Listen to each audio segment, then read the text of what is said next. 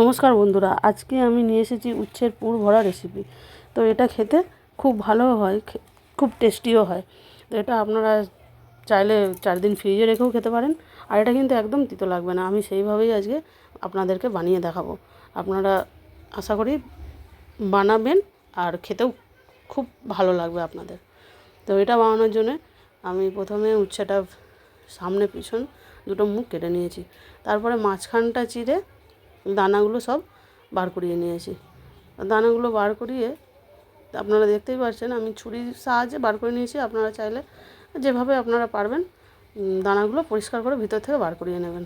তারপরে একটা বাটির মধ্যে বেশ খানিকটা জল দিয়ে ওর মধ্যে সব উচ্ছেগুলো আমি ডুবিয়ে দিয়েছি। দিয়ে একটু নুন আর একটু হলুদ দিয়ে নুন আর হলুদ দিয়ে উচ্ছেটা আমি জলের মধ্যে 30 মিনিট ডুবিয়ে রেখে দিয়েছি।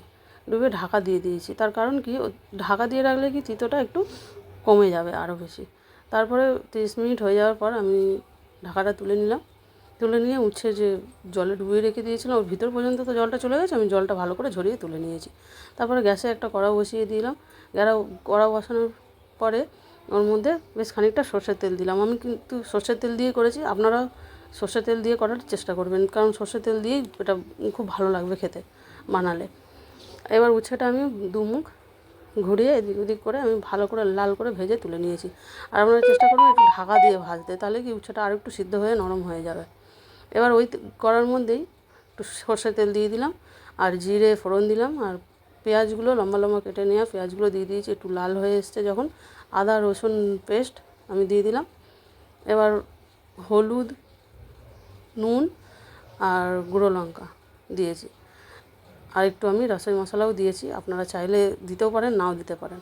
আর বেসন দিয়ে দিলাম। বেসনটা আপনারা অতি অবশ্যই দেবেন, তাহলে কিন্তু খুব ভালো টেস্ট হবে খেতে। এবার পুরটা রেডি হয়ে গেল। তারপরেই আমি উচ্ছেটার ভিতরে ভালো করে পুরটা ভরে নিলাম। এবার অন্য আর একটা বাটিতে দই নিয়ে নিয়েছি। দইয়ের মধ্যে একটু নুন, হলুদ আর গুঁড়ো লঙ্কা দিয়ে ভালো করে মিশিয়ে নিয়েছি। তারপরে কড়ার মধ্যে আমি তেল দিলাম। তেল দিয়ে একটু জিরে ফোড়ন দিয়ে দিয়েছি।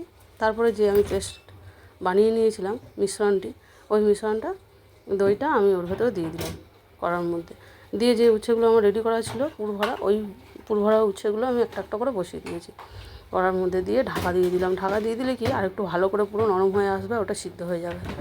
সিদ্ধ হয়ে গেলে আমাদের রেডি কিন্তু পুর ভরা রেসিপিটা, উচ্ছের পুর ভরা রেসিপি। এটা আপনারা অবশ্যই একবার ট্রাই করে দেখবেন, খুব ভালো, খুব খেতে টেস্টি হবে।